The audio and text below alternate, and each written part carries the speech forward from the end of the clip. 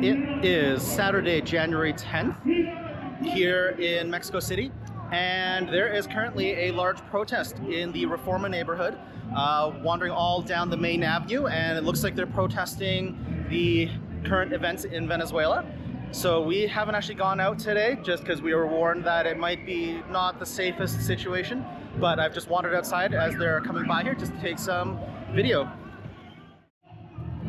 Don't know if you can make it out on the camera, but the monuments there and there, like that fountain in the median, it's got police fencing all around it just to protect the monuments, and that's the same as what we've seen in the historic center the last few days, but clearly that is why. And as you can see, our hotel here at the Le Méridien, Mexico City is taking precautions too. All the windows have been boarded up, and they've got security out front just to make sure that the guests stay safe.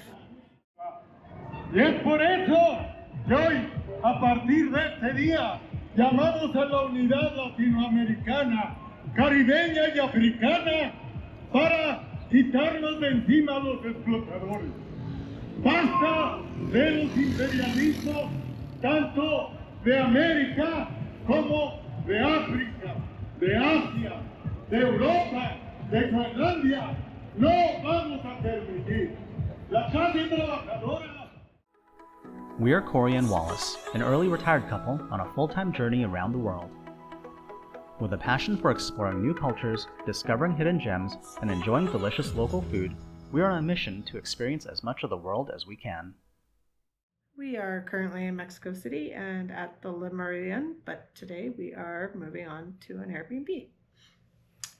We've been here 5 days now, here at the hotel, and did a little bit of wandering around here near the historic center in the Reforma area. Today we didn't get up to much because there was actually a protest earlier.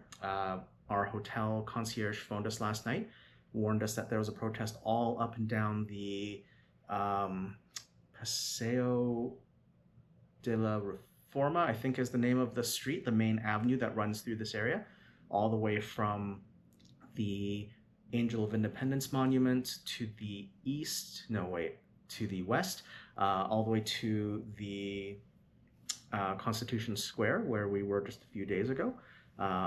And because of that, there was a lot of, and that apparently is why all the monuments that we saw previously were fenced off. I guess they were anticipating this particular protest and they wanted to protect those monuments. But today, I went outside for a quick look earlier, and you could see they'd cordoned off even more monuments down the main strip. The hotel was all boarded up and everything, which was, really quite interesting.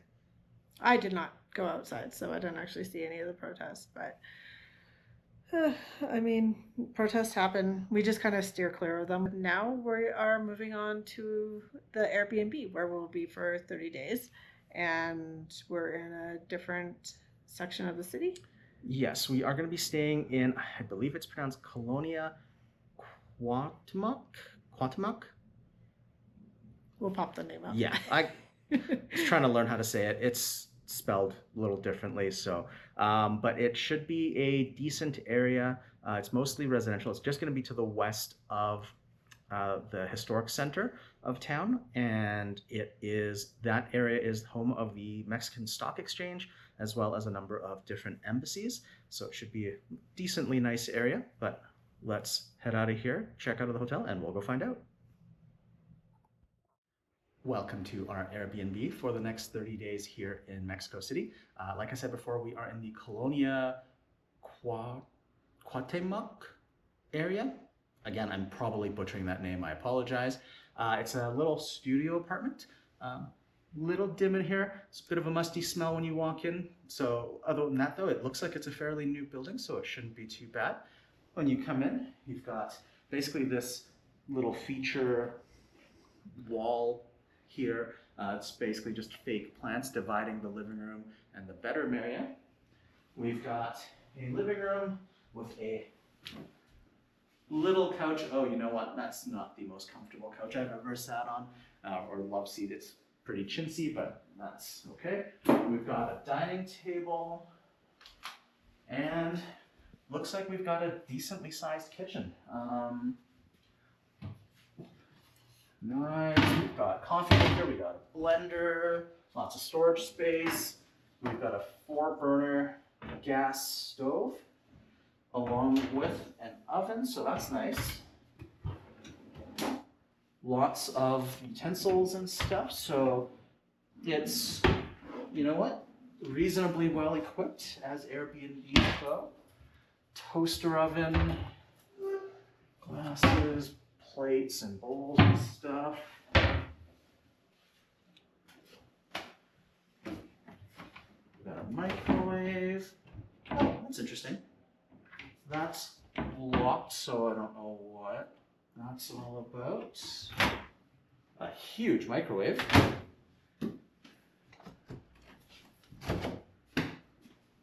And a fridge with a freezer that is completely iced over and basically useless. Yeah, that's... But at least we have a fridge. Coming this way, we've got a fan, a TV. There is a king-size bed, which is really nice. And let's see, what else do we have? Lots of closet space with some hangers. Oh, there's even a tiny little safe. Although, again, here's my complaint with safes. That's not exactly safe because, yeah, you can basically just run off with the whole thing.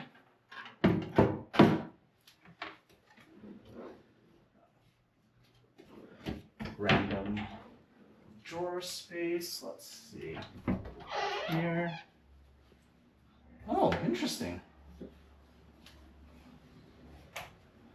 This is our laundry area. That's locked. And this is this is just a washing machine, so we'll have to hang dry everything.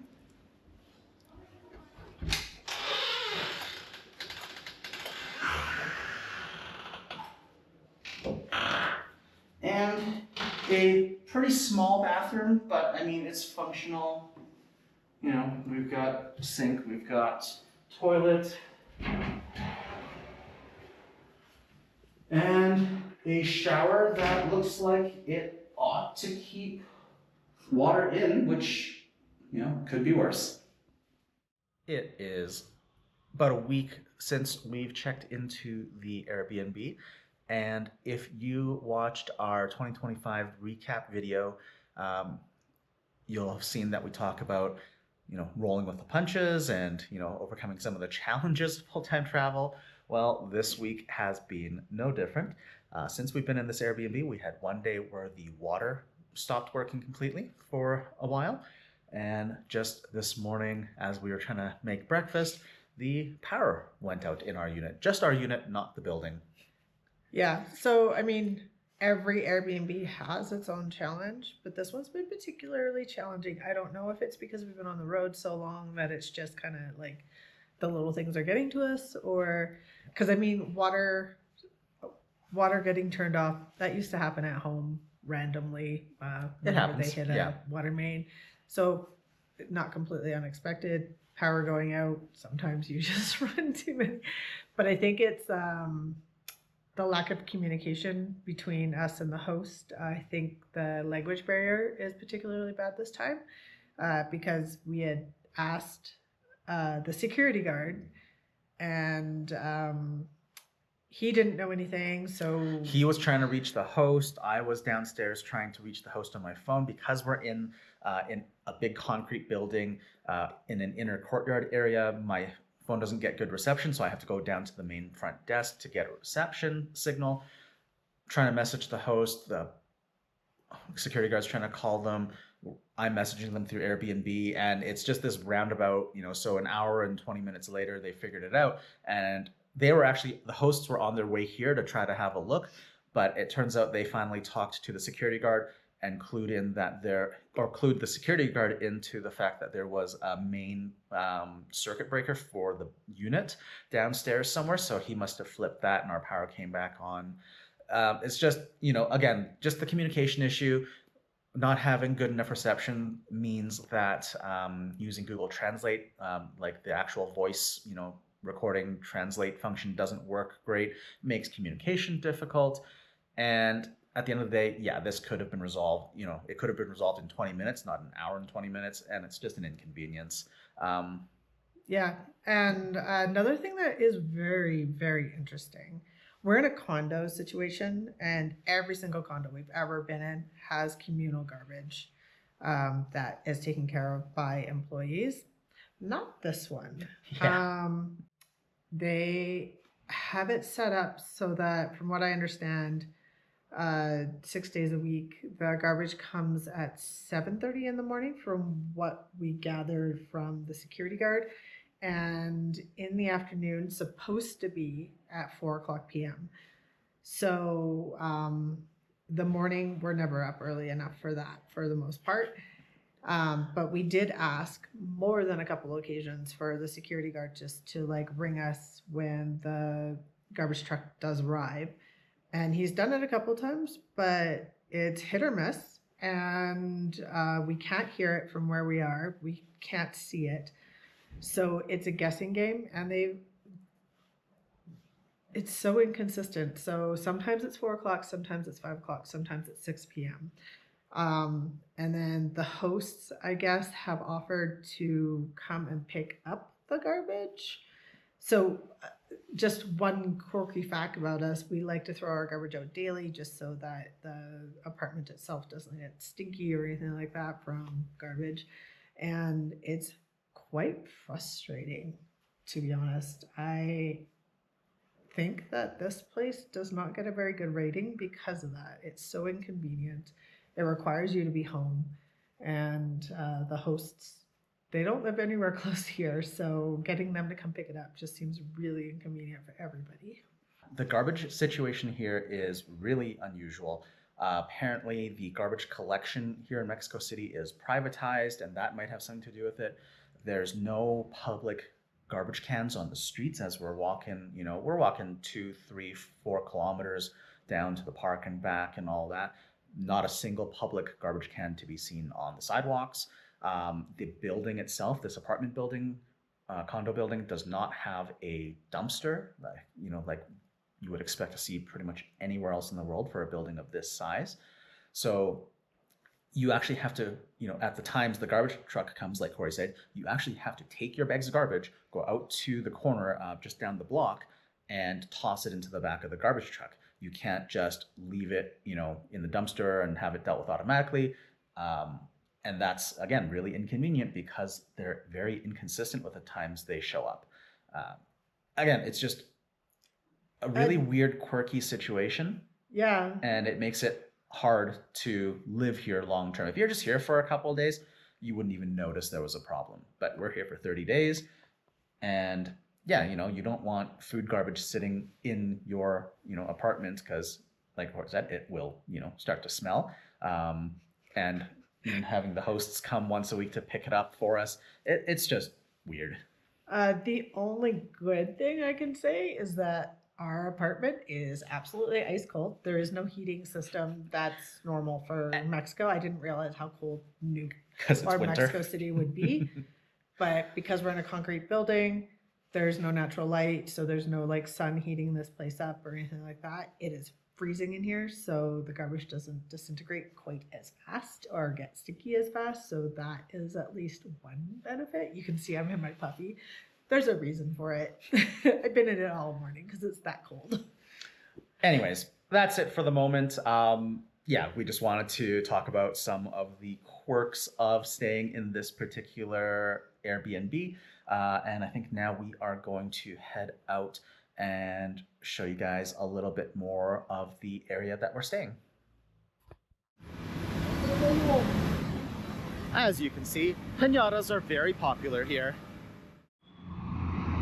This is a really cool use of space. This is just a overpass here for the road, and there's a tennis court there and one across the street over there. We were walking down the street and we just stumbled across an organic produce market, so we stopped in to take a look.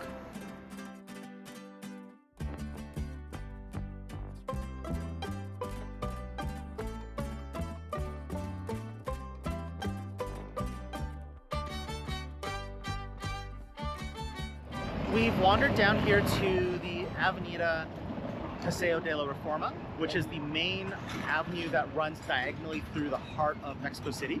Behind me right now is the Angel of Independence, and this is a monument that was built in 1910 to commemorate the centennial of the start of the Mexican War of Independence. It's one of the most important landmarks here in Mexico City, and even as I stand here, there's a lot of tourists just to either side of me also taking pictures and everything. You can probably see the police fencing around the base of the monument. That hasn't changed, even though there hasn't been any protests this week, but it looks like they just leave that up to protect the monument from protesters full time, I guess. It is Sunday morning, or just about noon.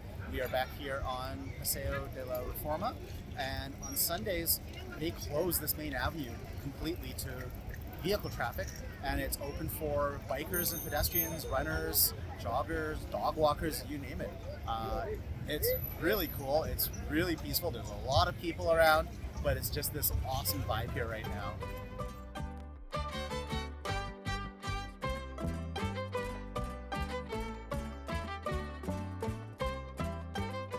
We've now crossed south of the Paseo de la Reforma, so we're technically out of the Colonia Cuauhtémoc neighborhood that we're staying in, and I believe we are now in Roma Norte. It's literally just blocks from where we're staying, and behind us you've got this really bustling avenue. There's lots of shops, lots of restaurants, street vendors, a lot of Asian supermarkets, like grocery stores and supermarkets down in this area too, which has been fantastic because I've missed those flavors since we've left Southeast Asia, so I'm quite happy here. Yeah, cooking at home, all of a sudden we have different flavors, so we're quite happy. So anyways, that's pretty much it. What do you think of this neighborhood? The neighborhood itself, it's really safe. We've been out at night, no problems. It's really actually really convenient. It's got a lot of things around it. Going grocery shopping is actually really easy. I like it. Yeah, I agree. Again, we've liked Mexico City a lot more than we thought we were gonna. The vibe is way more mellow than we were expecting, just really chill, really relaxed. Surprisingly, for a city of like 18 or 20 million people, it doesn't feel like it where we've been staying.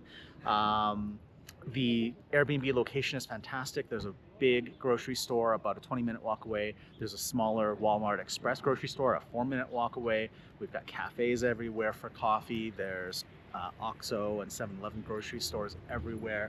As you've seen today, you know, it's a short walk to get tacos on the street, which have been really, really tasty. Yeah, definitely no complaints.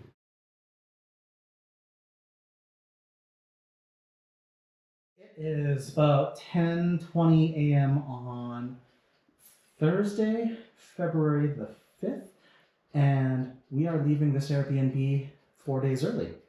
This is the first time this has actually happened to us. Last night the water went out for 5 hours, and that was the third time in the last 26 nights we've been here that the water went out. We've had multiple issues with this stay. So 3 days the water would cut out. There was 2 days where we had power issues, which turns out the electrical in this place isn't wired properly, because if you run the washing machine at the same time as anything else like the microwave or a hairdryer, it blows the main breaker for the unit, not just like the little circuit breakers in the building. We had one night where the hot water tank, which is a tankless system, just stopped working. It wouldn't fire the pilot light, and we couldn't have hot water that night. So yeah, just lots of little problems. So last night was just kind of the final straw. Yeah. we reached, how we did it is we reached out to the host. They didn't give us any real explanation. They just said, this happens, too bad, so sad. So we reached out to Airbnb and made a formal complaint. and Airbnb actually came through for us. We were able to get a bit of a refund for the 4 nights that we're not going to be staying here, and we got a bit of a refund for A partial refund for the impacted nights that we had issues with. Now, the process dealing with Airbnb honestly was a little bit painful. You have to start off chatting with a bot, and then they kept passing us from customer service rep to customer service rep, and the whole process took literally hours. At the end of the day, they did offer to rebook us in a different place for the remaining 4 nights, but the options they gave us all cost more than this place did and didn't look any better. So we've decided just to take the refund, and we're going to use some free night awards that we have with Marriott and use some points, and we're just going to stay at a couple different hotels for the remaining 4 nights here in Mexico City. So a few of the learning, what our takeaway from that was getting the refund. If you had like the month stay, you get a bit of a discount. That does not apply when you get the refund. Yeah. So what Cory's referring to is when we booked this stay for 30 nights, there was a monthly stay discount across the whole stay. So our total cost per night for this place was $60 and change. But after we canceled the remaining 4 nights, that retroactively takes away the the monthly stay discount, and it made each night $65 and something cents per night for the nights we did stay. So we didn't get as much of a refund as we expected. Which is disappointing. Yeah. So our biggest takeaway is Airbnb, they really just don't care. Which, to be fair, we watched enough other Yeah. travel videos to know that that was the case. So at the end of the day, I guess the lesson that you should take away from this is, if you're going to stay in Airbnbs long term, have a backup plan, have the ability to walk away and expect that you might not get a full refund if you have to, and have a plan B. So in our case, our plan B is we've got both Marriott Bonvoy points and free night awards, in our accounts that we can use, as well as we've got, some money set aside in savings for emergencies like this, where all of a sudden you're forced to make a change in your accommodations. If we had to, we could afford to walk away from this and just pay out of pocket for the hotel. And so, yeah, that's definitely something we would advise if you are traveling full time, because things happen. Yeah. So one good thing came out of it. The person that we met, we helped rescue a dog. We have become very good friends with him very, very quickly.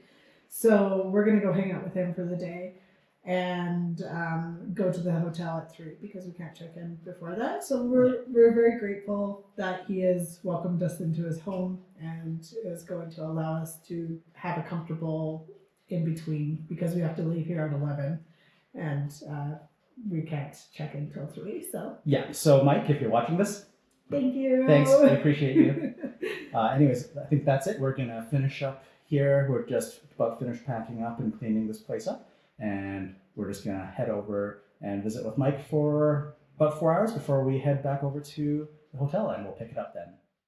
It is now about 5 hours later. We spent the afternoon hanging out with our new friend Mike, and we took a dog that Mike has recently rescued off the streets and is currently living at the vet's office. We took him out for a walk, had a lovely afternoon, had lunch, and now we are here at the Le Méridien Mexico City Reforma, where we're going to be for the next 2 nights. We previously reviewed the Mexico City Reforma Hotel, the Le Méridien Hotel in a previous video, so we're not going to do that today. So we are just going to get unpacked, go get a workout in the gym, and go find some dinner. So now that we've been at the hotel for a couple of days, we do have an update as to what happened with the Airbnb and the hosts and everything like that. So basically, at the end of the day, Airbnb customer service was a little bit of a hassle. You end up chatting with a bot for a bit, and then it takes a while to get an actual customer support rep. And even then, I ended up having to deal with 2 or 3 of those before we got someone who was able to fully resolve our issues. Again, they did offer to relocate us to a different Airbnb, although that would have been at our cost. And the places they were recommending were more expensive, so we chose not to. we chose to book hotel stays instead. Yeah, ironically, with the few Airbnbs that they did offer us, they looked nicer. But then we started reading the reviews, and it was a lot of the same issues. It was lack of water, loud, cold. So the list went on. So we were just like, we're done. We're just going to go to a hotel. Yeah, pretty much. So that's why we're here. Anyways, at the end of the day, we did get refunded for the nights we didn't stay there. We did get partial refunds for the nights that were impacted by us not having any water. They did also do an additional, the rep ended up getting manager's approval and got us an additional bit of refund. I think that was more meant for like goodwill and like, you know, for all the hassle that we dealt with that place. Because again, if you, you know, have been following along, there were quite a few issues with that stay. At the end of the day, we're happy with that resolution. The hosts did also try to file a claim against us, claiming that we broke the toilet seat because there was a crack in it. We countered with the fact that there was already a small crack in it before we moved in, and that's a wear and tear item. Sadly, we didn't actually take pictures of that damage at the beginning of the stay to be able to prove our case. So that is definitely a lesson learned. But at the end of the day, when Airbnb reviewed our side of the story, they did side with us and closed the host's claim, so we're good there. Yeah, so the only last step that we haven't done is the review, which will not be in good light, which we actually anticipate the hosts countering with a very poor review on us. So we'll see how that plays out. Yeah, Airbnb, we've done our research. We know that things can go sideways, and we know that hosts can get very salty if you leave early or if you demand like proper accommodations. And in our case, it did pan out that way. So we're happy with the resolution. We'll see what happens in the future having a negative review of us. At the end of the day, we knew these kind of problems were going to happen potentially. We're certainly not the first travelers to run into issues with Airbnb, and we definitely won't be the last. This time, it worked out well enough for us. So yeah, like Cory said, we will see moving forward. Anyways, I think that's where we're gonna wrap this video. So thanks very much for watching. If you like this video, please hit the thumbs up to give us a like, and make sure to subscribe. And join us in our other videos for more adventures. Until then, stay curious and keep exploring.